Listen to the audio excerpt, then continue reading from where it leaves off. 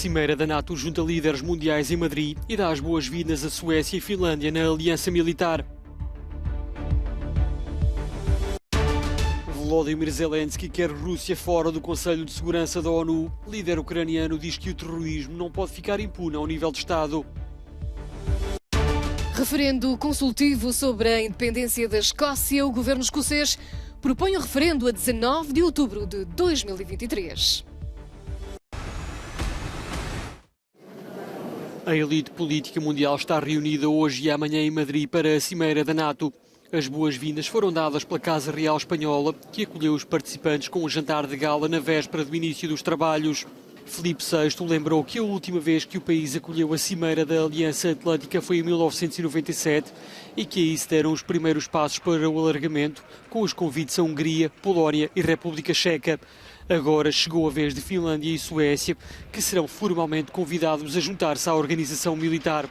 Para Jens Stoltenberg, a guerra na Ucrânia obriga a mudanças. Iremos adotar um novo conceito estratégico que servirá de base para a NATO no mundo mais perigoso e imprevisível. Iremos mudar de uma política de dissuasão e defesa para mais forças de resposta rápida, mais defesa aérea avançada e mais equipamento pré-posicionado. Iremos aprovar um pacote de assistência à Ucrânia para os ajudar na sua defesa. É extremamente importante que os continuemos a ajudar, uma vez que as forças ucranianas enfrentam uma brutalidade que não era vista na Europa desde a Segunda Guerra Mundial. A entrada de Suécia e Finlândia reforça a presença da NATO no Báltico e só foi possível depois de convencer a Turquia a não exercer o direito de veto. Ankara estava reticente e acusava os dois países nórdicos de apoiar o terrorismo por darem asilo a militantes do PKK. O alargamento da NATO representa um golpe para Moscovo. A Finlândia partilha mais de 1.300 km de fronteira com a Rússia e o Kremlin já várias vezes ameaçou atacar os dois países caso estes tentassem entrar na NATO. Volodymyr Zelensky pediu a expulsão da Rússia do Conselho de Segurança da ONU. O presidente da Ucrânia fez o apelo durante uma reunião extraordinária do organismo, convocada devido ao ataque russo na cidade de Kremenchuk e na qual participou por videoconferência. De acordo com Zelensky, a Carta das Nações Unidas prevê a expulsão do Conselho de Segurança de um país que viola de forma persistente os princípios consagrados na Carta, como é o caso da Rússia. O chefe de Estado ucraniano disse ainda que, apesar de a ONU não ter uma definição legal de terrorismo de Estado, um país ou organização que mate pessoas pacíficas tem de ser reconhecido como terrorista e inimigo de toda a humanidade e que o que é punido ao nível individual e de organizações criminosas não pode ficar impune ao nível de Estado. A Rússia respondeu e insistiu uma vez mais que as suas operações não tinham como alvo infraestruturas civis. De acordo com o adjunto do representante permanente nas Nações Unidas, Dmitry Polyansky, não foi atacado nenhum centro comercial em Kremenchuk. Foi sim feito um ataque com armas de precisão a um hangar onde se encontravam armas e munições enviadas pelos Estados Unidos e por países europeus. Pouco depois, Kiev divulgou o que disse ser um vídeo do momento em que o míssil atingiu o centro comercial, captado por uma câmara de videovigilância. Para Moscovo, o incêndio no centro comercial deveu-se à detonação das armas ocidentais. De acordo com as autoridades ucranianas, o ataque provocou pelo menos 20 vítimas mortais.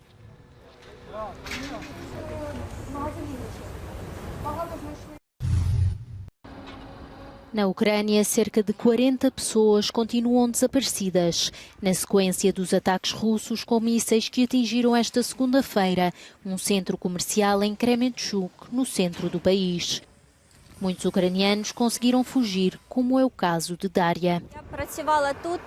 Havia a sirene, o ataque aéreo, por isso começámos a correr em direção à saída das traseiras e 3 minutos depois houve a explosão. Tínhamos vidros por todo o nosso cabelo e roupa, havia também fumo, era assustador. A Ucrânia acusa a Rússia de ter levado a cabo o ataque e expôs os restos de um míssil de 11 metros de comprimento e que pesava mais de 5 toneladas. Não havia aqui nada militar. Moscovo nega ter sido o autor dos disparos e acusa o Ocidente de ser o culpado por fornecer armas à Ucrânia. Um depósito onde chegam armas e munições americanas e europeias foi bombardeado. Como resultado da detonação das munições, o centro comercial vazio situado nas imediações pegou fogo. Digo isto porque quanto mais armas são fornecidas e concebidas para prolongar o conflito, mais sofrimento será causado aos civis. As autoridades estimam que estariam entre 200 a 1000 pessoas dentro do centro comercial no momento do ataque. Entretanto, os bombardeamentos russos continuam noutras zonas do país, como é o caso de Lysychansk, no leste.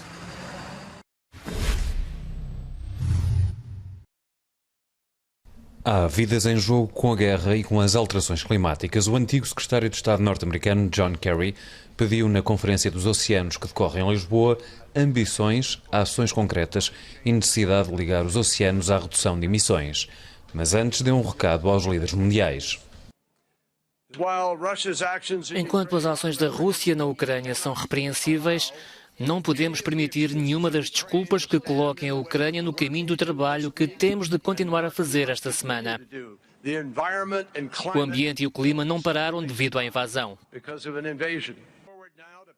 Uma urgência partilhada pelos restantes participantes nesta conferência organizada pela ONU. Os oceanos estão sob uma ameaça crescente da pesca excessiva, das alterações climáticas e da poluição.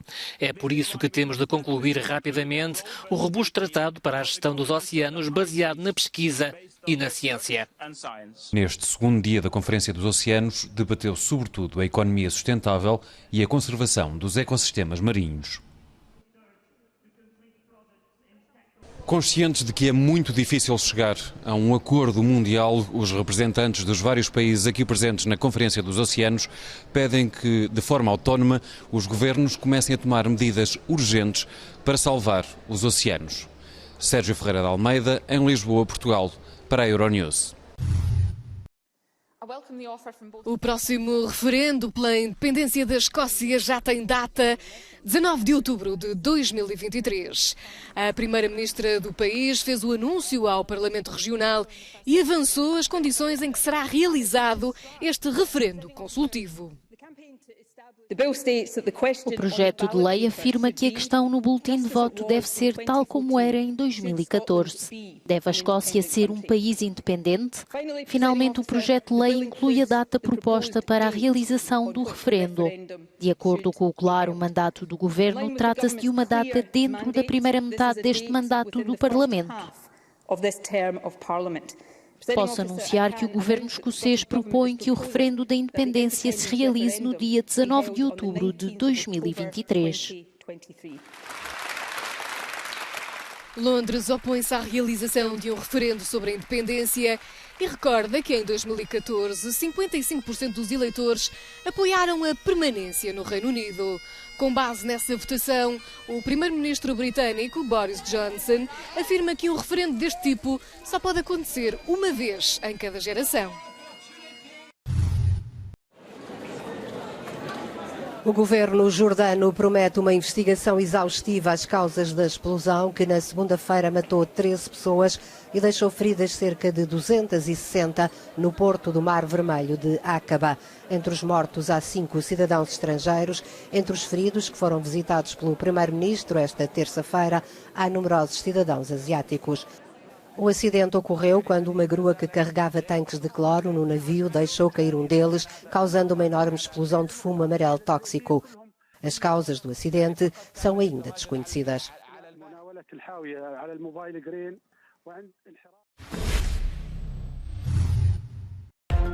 Ghislaine Maxwell, condenada a 20 anos de prisão nos Estados Unidos, o tribunal deu como provado que foi cúmplice e facilitadora do abuso sexual de menores levado a cabo pelo antigo companheiro, o empresário Jeffrey Epstein.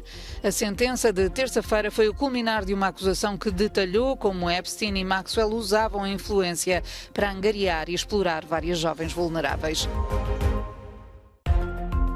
R. Kelly conhece esta quarta-feira a sentença por exploração sexual. O cantor norte-americano, conhecido pelo êxito I Believe I Can Fly, foi considerado o líder de um esquema violento e coercivo de abuso sexual de mulheres e crianças. O Ministério Público diz que Kelly, agora com 55 anos, não mostrou sinais de remorso e pede 25 anos de prisão.